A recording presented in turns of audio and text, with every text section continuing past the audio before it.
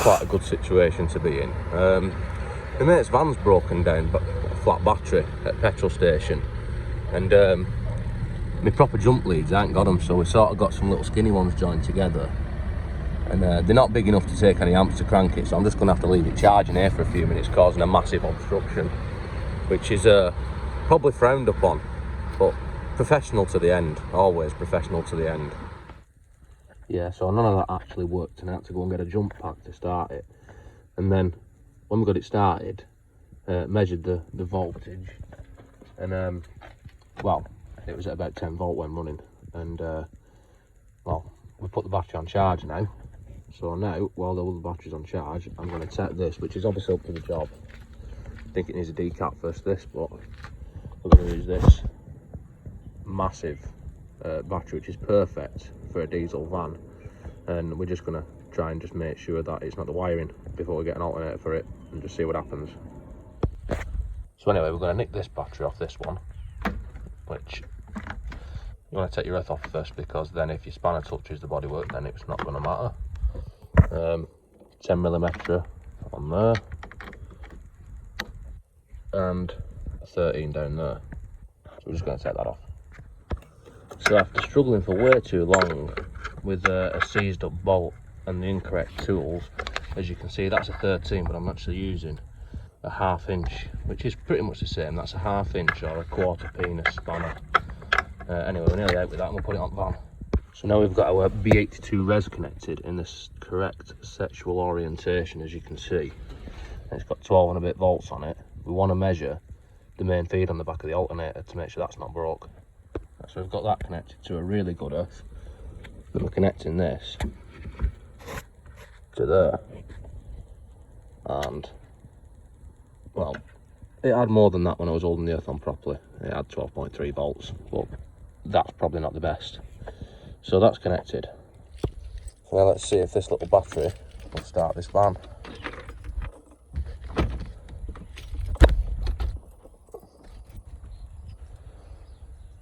Ready?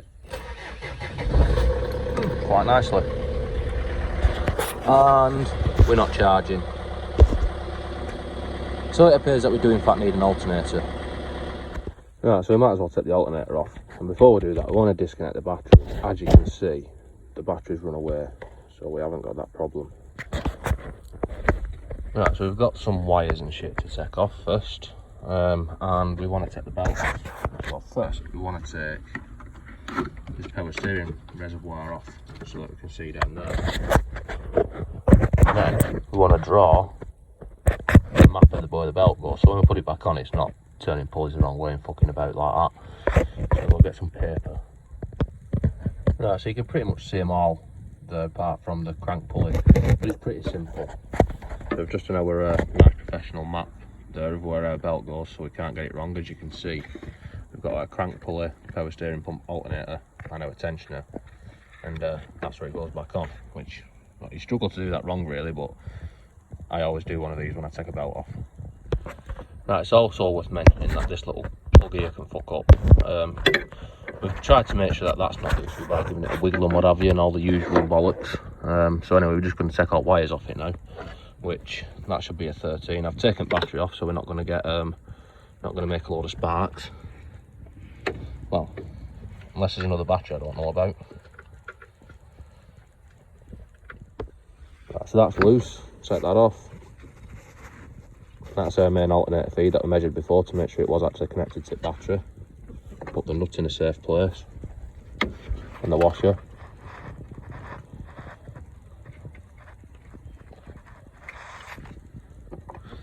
We can take our little plug off, which just unplugs. So that's the electrical side of the alternator disconnected. Now we need to set the belt off. That we're doing from down here, and there is a 17mm nut on the tensioner, which we have to twist. As you can see, I haven't got a 17mm spanner, so I'm using good old Imperial shite. So we just do that, and then we take the belt off, which I'm going to have to free up my other hand for. So once we've done that, just pull our belt off. It doesn't really have to come all the way off, but we need to set this tensioner off because it's in the way of the bolts. So now our belt's off, want to take this off, which is again using a 5/8 spanner on. I've already cracked it off, as you can tell. So just undo that. And it should, I'm assuming, fits in a keyway behind it. I need to take the bolt all the way out first. Right, so we're still taking this bolt out because it's the longest bolt in the world. And so I used a 5/8 on it. It's not 17mm, the 5/8, it's 16 I think, but you might want to double check that. So once we take this bolt out, which should be getting near the end of its threads, it has to be. Right, and this comes off. So there we go. That's how the tensioner off. Just also point this out. When you put the tensioner back on, there's one there, which that little keyway fits into when you put it back on before you preload it. Right, so I've come back up to the top now, and I'm hoping I'm not going to take that much off to take this out, but I'm going to take the intercooler off because it should come off easy and give me a bit more room. And also, when you're working down there, this is the battery cover. Makes a pretty good kneeler, or a liar, whatever, you know, if you're going to lie on it, whatever. Anyway, it's pretty good for that because it's got foam up back. Let's just take this off. 10mm there and there. Then I think I've just got to disconnect the pipes and it lifts out. As you can see, I'm back using my comprehensive snap-on range of spanners.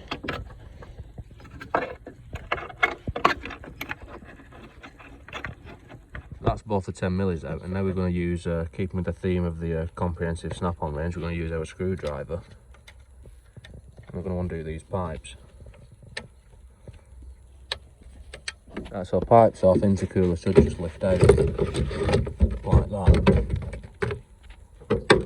One intercooler. Right, so now let's undo the alternator itself, which I think is just two 13mm. One of them you can get from the top, one of them is easier from the bottom. You can't really see it, but if you follow my finger, it's around there, and you can just feel the head of it. So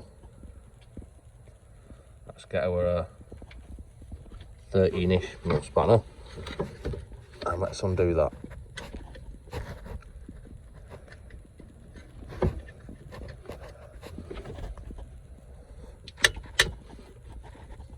And then work it all the way out. Right, so that's one bolt out, and then the other one, I've got to go back down there. There's another one. I'm hoping it's just got these two on it. I think it's just got these two on it, but we'll find out. Now, I probably would recommend to use a ratchet with the right size socket on it, which I've got neither of at the moment, so I'm using this. But it works, and we'll get there in the end. But yeah, if you've got a ratchet, it would make life a bit easier. So that's the other bolt out, and the alternator is dropped down, so it must be the only bolts in it. Now, interestingly, this bolt doesn't fit all the way out against the chassis leg, so that's going to make it interesting when we're putting it back in, because we'll have to feed the bolt into there before we feed the alternator into place. But for now, let's just get the shitter out, for which we're going to try from up here. So first, we need to take this bolt out, which is the same length as the other one, so we can't get it mixed up. And hopefully this will fit out somehow in one of these gaps, which it might not do, so I'm going to have to play with that a bit, aren't I?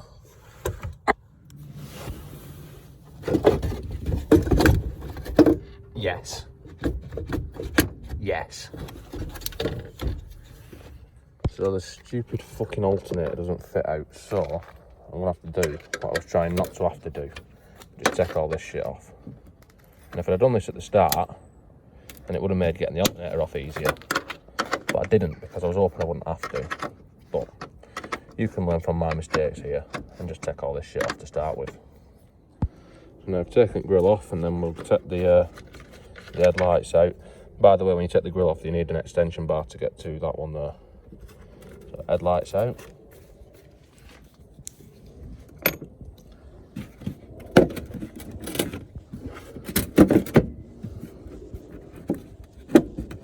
Should usually come out easier than that. Yeah, that just needed pulling harder. So we disconnect all this. as you'd expect.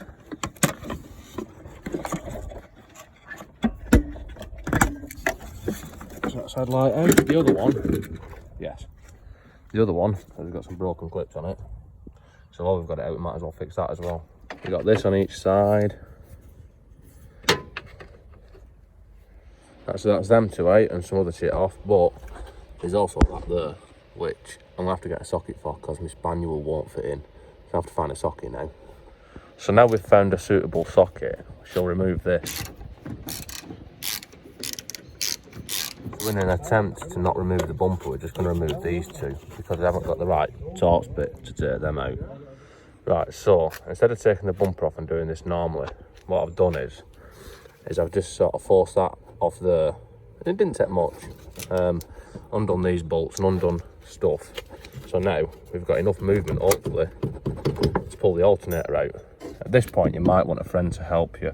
So that's what we're going to do now. Nearly there. There you go, fits out nicely. So anyway, that's what we're left with for now because we haven't got a new alternator. So next time you see me, well, by the power of video editing, in a couple of seconds I'll have a new alternator.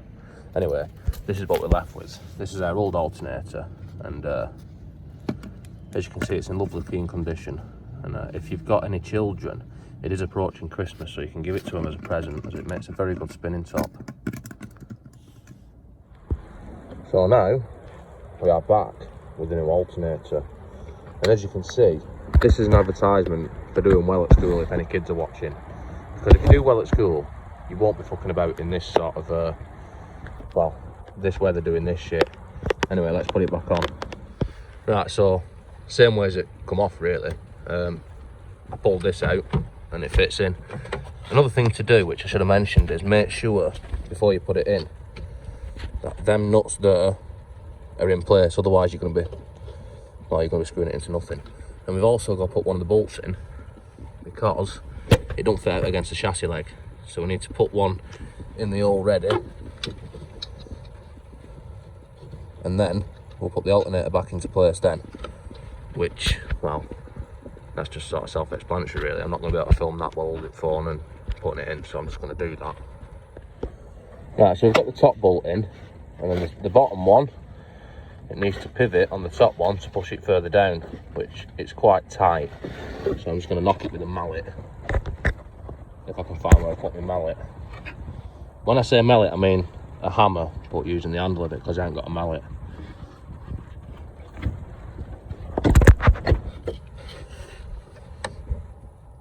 Right, so once you have got this lined up, then you can put the bottom bolt in.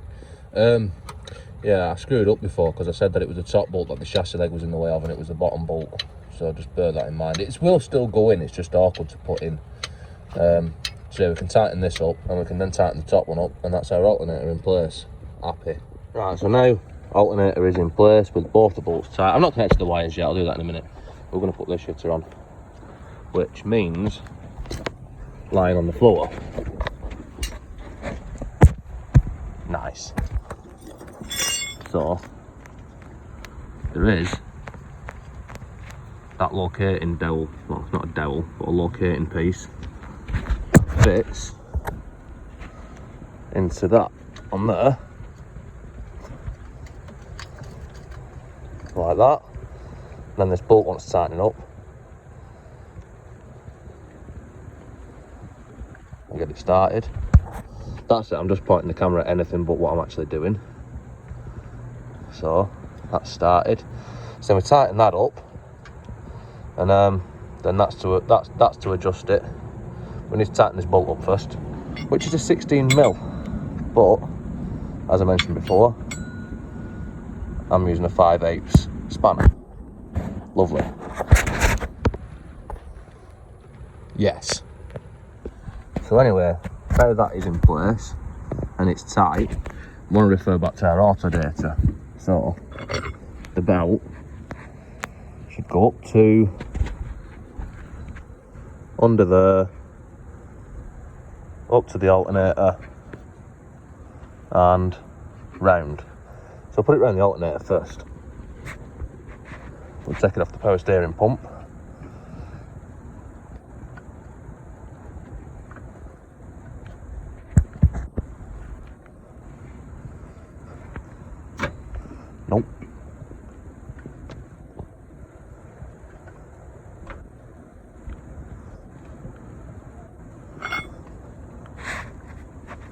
Right, so our belt is around the alternator. It's around the crank. There.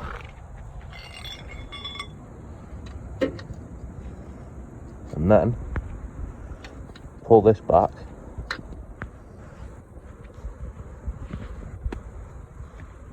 And put it round there. And then you make sure it's all the way on before starting the engine, which I'll do. So when you've checked that the belt's on properly, you might want to rotate the engine to make sure, but I can't be bothered. I've just had a look at it. I might as well connect this up. This is our electricalicity, which has got a wash on it that I can't go. Come on. Got it. So we've got these two, well, we've got a wire and a plug. We've got a big wire, which is the main one, and then we've got a little plug that goes in there, which is dangling down there somewhere. So I might as well put that on. Yep, so we nip that up. Not mega tight. There will be a torque setting for it, but fuck that. And then there's that little plug to plug in there.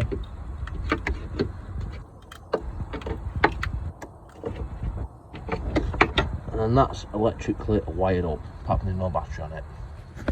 Right, so we've put the power steering bottle back on, because it was in the way of putting this back. Pretty much everything down there should be done now. We've got to put the intercooler back in, but that's I can do that with this in place. And then this now, if you look, I pulled it out, I need to push it back in, which it needs to go behind this bumper part there. And that lines up, but just got to struggle with that a little bit if you want to not take it all off. There we go. Not too bad. Right, so we just build all the front back up now.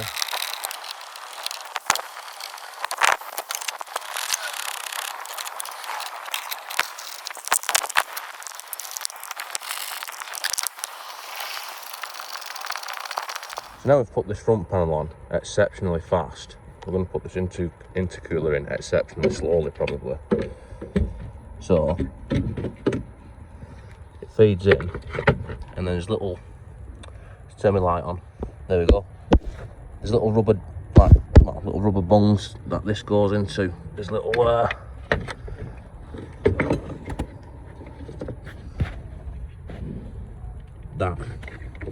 that goes into there. So we move that out of the way. Move that pipe out of the way, which keeps on coming back for more. And then, this isn't actually as hard as what I'm making it look, to be honest with you, but we need to put that in there. So, this side is actually broken, so that makes that easier. I've got this pipe in the way.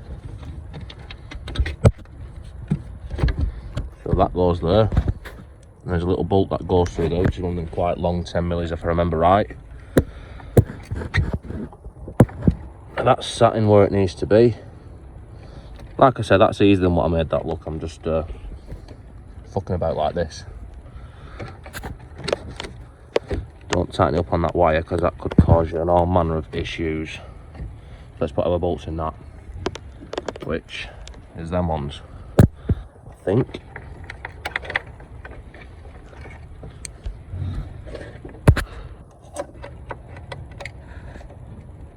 Yeah, that's the ones.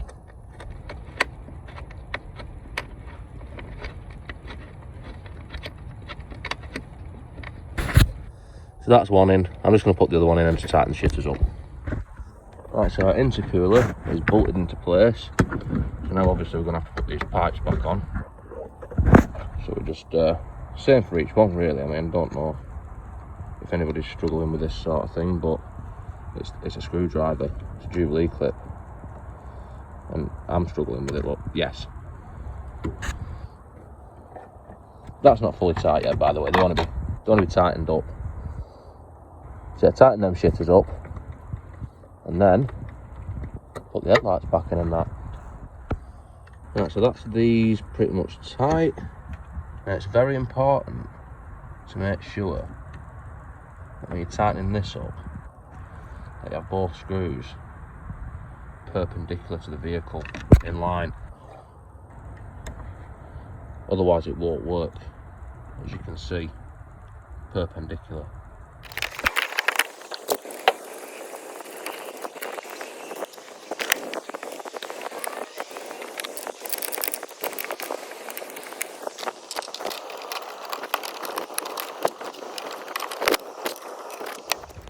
Now these indicators, you have to feed, see that spring there, has to feed up in between that gap underneath the headlight.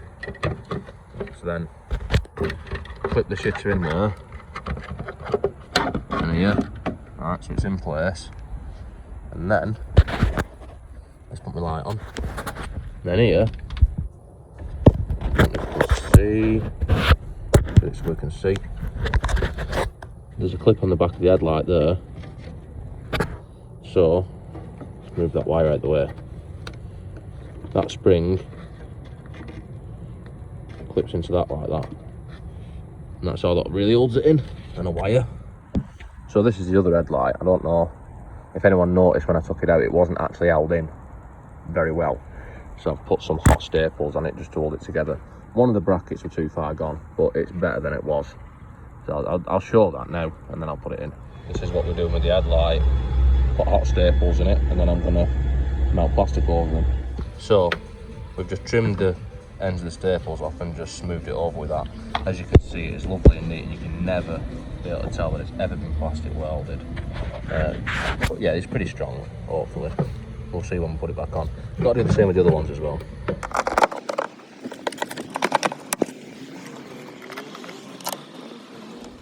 Right, so we're all back together, and we have got our Fiat Control battery in there, which is, when it's got a good connection, 12.3 volt, which you can't see, but it is. Right, so let's try it and see what happens, and hope it don't go on fire. Right, so we're back together, had it running, and unfortunately, it's exactly the fucking same. So anyway, I've checked, let's put this light on again. Right, so we've got our replacement alternator fitted, and it's still not working, which is just lovely. Anyway, these are the tests what I've done. I'm going to be honest, I'm not that well versed on alternators on cars, because I usually work on bikes, which have a different setup usually. But the basics, I've got a good supply to this, positive on the back of the alternator. That's reading the same voltage as the battery is, and I've also, the earth down on the gearbox looks okay, and when I measure between earth and the alternator, I'm getting the same battery voltage as what it's on the battery. It cranks okay, so I'm pretty confident that the earth's okay. I've also got on this little lead here, I've got voltage on that. Admittedly, I've only got 11 volts on that. Now that, I'm pretty sure is just for the battery light on this, because I'm pretty sure it doesn't have any smart charging or any of that shit. It's just got a one-way clutching alternator, which, well, just for when the revs are going down in it. So yeah, I'm pretty confident that this is knackered, this alternator that we've got. I've also tried to, there's no battery light coming on at all on the van. I've tried bypassing the alternator to see if the battery light works. That's not really worked either, but still think the alternator is the issue. And I've also tried putting 12 volts to this to see if it needs, well, to energise the field. But I could be wrong doing that. I'm not 100% sure. I think I'm doing it, I think I'm going the right way about it. I said, but I'm not going to pretend that I'm an expert on alternators on cars, because I'm not, but I'm just looking at it as though it's just a simple, well, it's got two wires to it and the earth goes through the body, so the wires are all connected, it's turning, it should be outputting a voltage, and it's not doing. So my assumption is that's fucked. So anyway, I think unless I find out anything different, we're just going to change it for another one. So I'll just leave it at that for now, on the disappointment of standing in the dark looking at a van which is still not fixed. Sick. See you later.